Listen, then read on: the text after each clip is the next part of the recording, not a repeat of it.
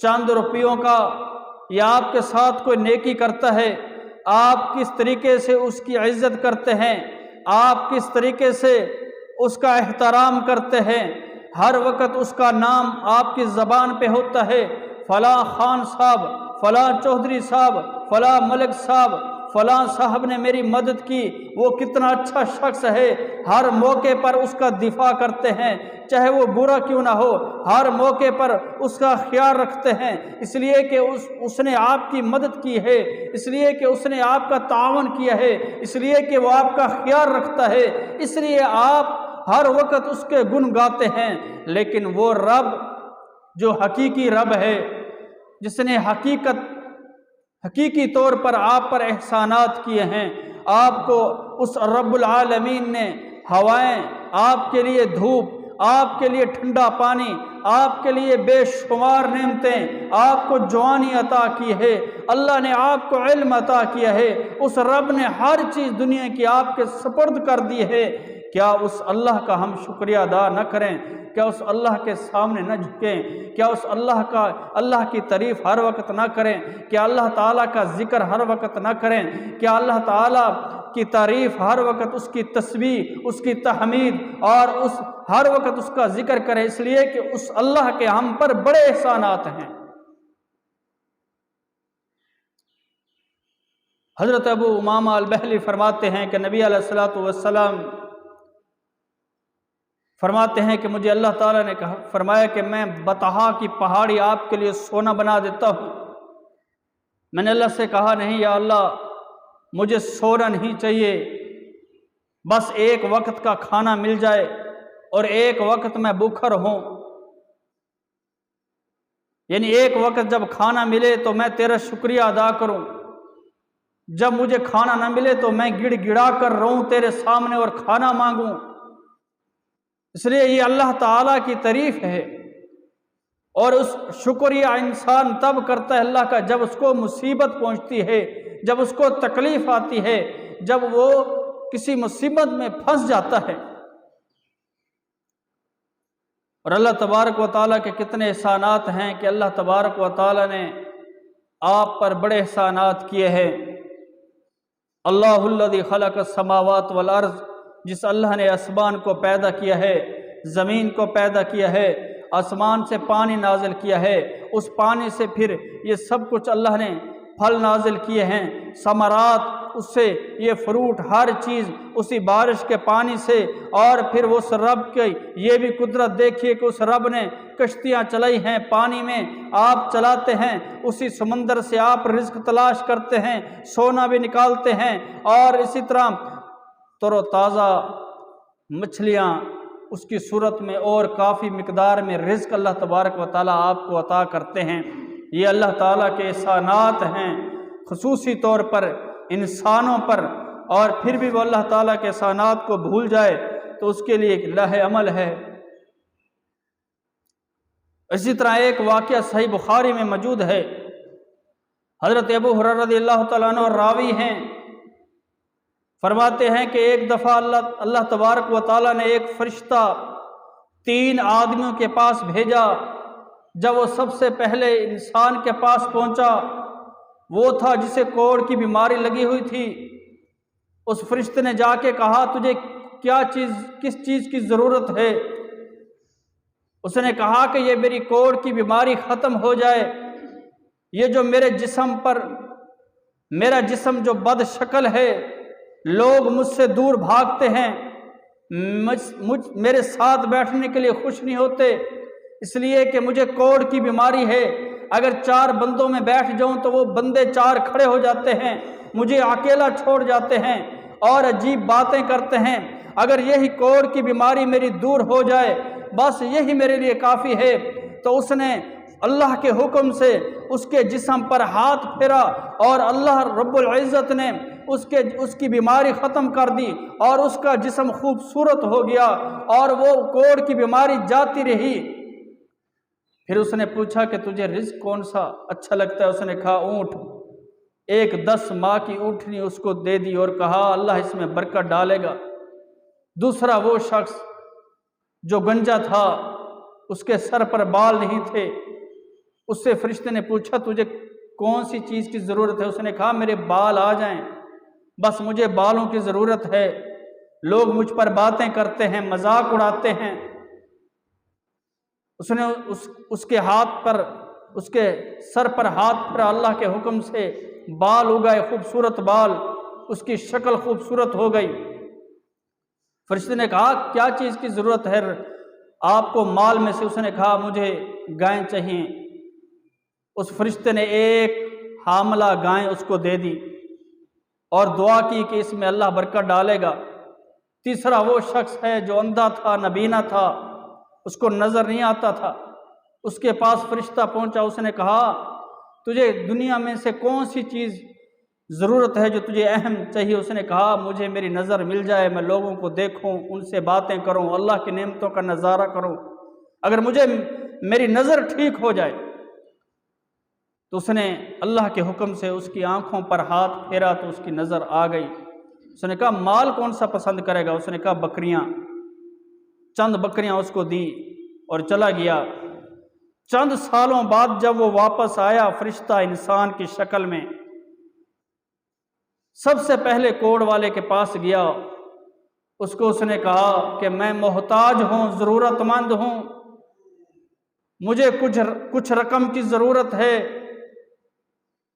تو اس نے آگے سے کہا کہ مجھ پر لوگوں کے بڑے قرضے ہیں، میں نے لوگوں کا بڑا حق دینا ہے، میرے پاس کچھ نہیں ہے۔ اس نے کہا یہ سب کچھ ہے، پہلے تیری حالت یہ تھی کہ کوڑ کی بیماری تجھے لگ چکی تھی، تیرے ساتھ لوگ نہیں بیٹھا کرتے تھے، آج اللہ نے سب کچھ تجھے عطا کیا ہے، آگے سے تو کہتا ہے کہ میرے پاس کچھ نہیں۔ اس نے کہا نہیں، یہ تو میرے آباء و اجداد کی طرف سے ہے، یہ تو میری محنت ہے، کوشش ہے، کاوش ہے، میری ذہانت ہے، میری فطانت ہے، یہ میرا علم ہے، یہ سب کچھ میں نے بنایا ہے۔ جب اس فرشتے نے اس کو پچھلا وقت یاد دلوایا پھر بھی اس نے نہیں مانا، اس نے کہا نہیں، آیا ہوگا کوئی وقت۔ اس نے دوبارہ بد دعا کی کہ اللہ تعالیٰ تیرا مال برباد کر دے گا۔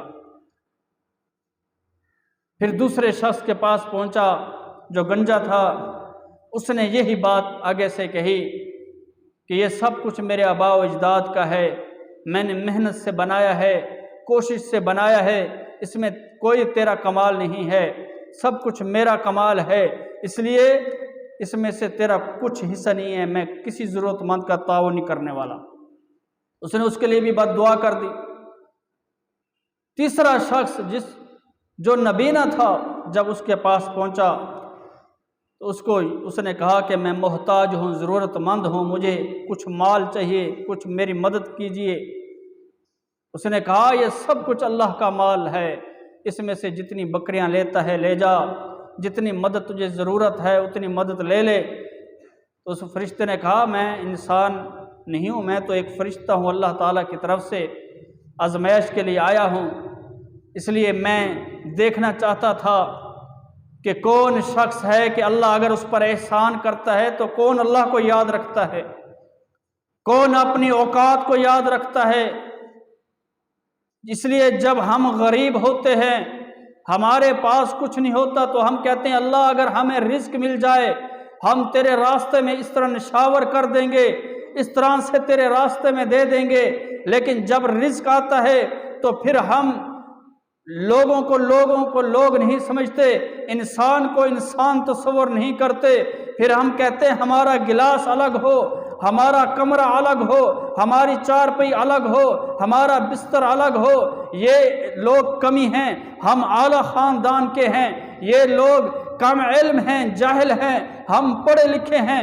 پھر ہمیں یہ تمیز آ جاتی ہے جب ہمارے پاس اللہ کا احسان، اللہ کا رزق، اللہ کی طرف سے یہ سب کچھ آتا ہے، پھر اسی طرح ہم گنجے کی طرح اور اس کوڑ والے کی طرح ہم پھر یہ فخر کرتے ہیں کہ سب کچھ ہمارے آباء و اجداد کی طرف سے ہے، یہ تو نالائق لوگ ہیں، یہ تو کمزور لوگ ہیں، یہ تو محنت نہیں کرتے، یہ تو گھٹیا لوگ ہیں، یہ تو گرے ہوئے لوگ ہیں۔ پھر ہماری سوچ، ہماری فکر یہاں تک آ جاتی ہے۔ لیکن اللہ تبارک و تعالی کہ دراصل یہ ناشکری کر رہا ہوتا ہے وہ شخص اللہ کی واضح ناشکری میں آ جاتا ہے۔ اس لیے اگر آپ کو اللہ رزق دیتا ہے تو آپ کسی بھی فقیر کو، کسی بھی محتاج کو، کسی بھی ضرورت مند کو مت ٹھکرائیے، کسی بھی سائل کو مت ٹھکرائیے، اسے کچھ نہ کچھ دیں۔ یہ اللہ کا مال ملک ہے، ہماری کوئی طاقت نہیں ہے۔ یہ جانور بھی اللہ کی طرف سے ہیں، یہ اولاد بھی اللہ کی طرف سے ہے، سب سارا کا سارا مال اللہ کی طرف سے ہے۔ اللہ دیتا ہے تو وہ لے بھی سکتا ہے، جو اللہ دے بھی سکتا ہے وہ لے بھی سکتا ہے۔ جو اللہ انسان پر جو بھی چیز عطا فرماتے ہیں وہ لے بھی سکتے ہیں۔ اللہ نے ایک مشہور قوم کا واقعہ بیان کیا ہے سورہ سبا میں۔ قوم سبا جو قوم اتنی بڑی تھی، اس کے پاس مال تھا، اس کے پاس باغات تھے، اس کے پاس بڑی زمینیں تھیں، زرخیز زمینیں تھیں، اور یمن کا وہ علاقہ تھا، چاروں طرف سے 2 پہاڑیاں ہیں، چاروں طرف سے باغات ہی باغات۔ اگر کوئی شخص اس میں کھڑا ہوتا تو چاروں طرف سے اسے ایسے محسوس ہوتا تھا کہ باغات ہی باغات ہیں، لیکن انہوں نے اللہ کی ناشکری کی اور زکوٰۃ نہیں نکالی، کسی فقیر کا خیال نہیں کیا، کسی محتاج کا خیال نہیں کیا، کسی ضرورت مند کا خیال نہیں کیا، اور کفر کرنے لگے۔ وہ جابر اور بڑے ظالم بن گئے تھے، میرے رب نے ان پر سیلاب بھیجا اور وہ سارے باغات تباہ و برباد ہو گئے، گل سڑ گئے۔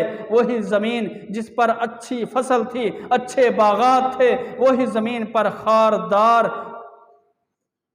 درخت اور خاردار چیزیں اگئی، اور وہ لوگ بڑے حیران ہوئے، رزق کی کمی ہوئی۔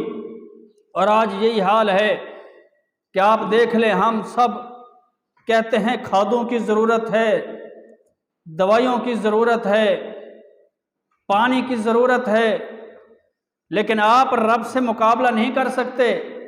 آپ ہزاروں کھادیں ڈالیں، دوائیاں ڈالیں، پانی لگائیں، لیکن جب تک قدرت کی طرف سے بارش نہیں ہوگی، اللہ کی رحمت کا نزول نہیں ہوگا، اس وقت تک فصلوں میں وہ برکت نازل نہیں ہوگی جو اللہ کی طرف سے نازل ہوتی ہے۔ اس لیے اللہ کا کہ ہم ناشکر اس لیے ہیں کہ ہم اللہ کے شکر گزار تب ہوتے جب ہم زکوٰۃ دیتے، جب ہم عشر نکالتے، جب ہم اللہ کی راہ میں خرچ کرتے، جب ہم محتاجوں کا خیال رکھتے، سائلین کا خیال رکھتے، ہم دین کے لیے خرچ کرتے، اسلام کے لیے خرچ کرتے، تب ہمارے رزق میں برکت ہوتی۔ لیکن آج ہر شخص یہی کہتا ہے کہ یہ میری اپنی کمال ہے، یہ میرا سب کچھ اپنا ہے، کسی کا کچھ نہیں۔ آپ اس کو 100 آیاتیں سنائیں، حدیث مبارکہ سنائیں کہ اس میں کچھ حصہ بنتا ہے کچھ لوگوں کا، تو وہ ادا نہیں کرتے، جس کی وجہ سے آج آپ کے سامنے ہے قحط سالی ہے، ہر چیز موجود ہے، اللہ کی ساری نعمتیں ہیں، لیکن ہم نہ شکر ہیں، ہم پھر بھی نہ شکر ہیں۔ آپ کے پاس تو ہزارہ اللہ کی نعمتیں ہیں، آپ کے پاس ہوا بھی ہے، آپ کے پاس زرخیز رقبہ بھی ہے، آپ کے پاس پانی کی آس پاس نہریں بھی ہیں، ٹھنڈا پانی بھی آپ کے پاس موجود ہے، رزق بھی وافر مقدار میں موجود ہے۔ آپ جائیں چولستان کے علاقے میں جہاں پانی کی کمی ہے، رزق کی کمی ہے، ہر چیز کی اناج کی کمی ہے، وہاں جانور پیاس سے مر رہے ہیں، اس لیے کہ ان لوگوں کو احساس ہے پانی کیا چیز ہے۔ اس لیے اللہ کا شکریہ ادا کیا کریں، اور ہر وقت اللہ کا شکریہ ادا کریں۔ اللہ کا شکریہ ادا کس طرح کر سکتے ہیں؟ آپ نماز پڑھ کے اللہ کا شکریہ ادا کریں، اور اس کی تسبیح بیان کر کے اللہ کا شکریہ ادا کریں، کسی کی مدد کر کے اللہ کا شکریہ ادا کریں، کسی فقیر یتیم مسکین کا خیال رکھ کے اللہ کا شکریہ ادا کریں، اگر کسی کے پاس پانی نہیں اسے پانی پلا کے اللہ کا شکریہ ادا کریں کہ اللہ نے ہمیں سب کچھ دیا ہے، اولاد بھی دی ہے، مال بھی دیا ہے، رزق بھی عطا کیا ہے، جوانی بھی عطا کی ہے، نقدی بھی دی ہے، سب کچھ اللہ نے ہمیں عطا کیا ہے۔ اللہ کا شکریہ ادا کریں گے۔ اگر آپ اللہ کا شکریہ ادا کریں گے لَأَزِيدَنَّكُمْ، اللہ فرماتے ہیں میرا شکریہ ادا کرو گے تو میں آگے سے پہلے سے زیادہ تمہیں رزق عطا فرماؤں گا۔ اس لیے اللہ کا شکریہ ادا ہر وقت کیا کریں، اور اللہ کا شکریہ ہی بہترین زبردست ایک اللہ تعالیٰ کی عبادت ہے، اور نماز ہی شکر۔ اللہم اعنی علی ذکرک و شکرک و حسن عبادتک، اللہم عین لک ذکارن و لک شکارن و لک رحابن، یہ نبی علیہ الصلوۃ والسلام کی دعائیں تھی، اس لیے دعا کرنی چاہیے کہ اللہ تعالیٰ ہمیں